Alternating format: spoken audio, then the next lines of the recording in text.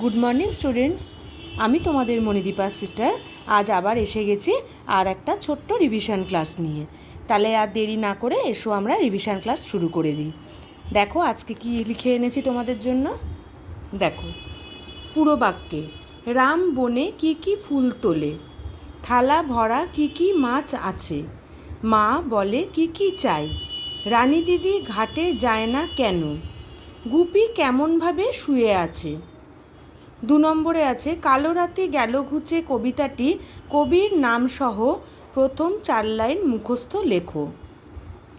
3 নম্বরে আছে বাম দিক ও ডান দিক মিলিয়ে লেখো।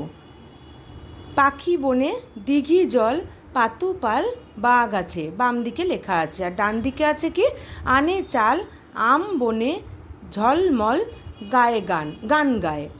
আচ্ছা, আমি বলেছিলাম তোমাদের পাখি বনে পাশে কি হবে, সঠিকটা লিখবে গান গায়।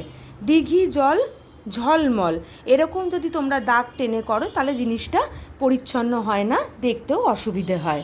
তোমরা চেষ্টা করবে পাশাপাশি লিখে জিনিসটাকে বোঝাতে।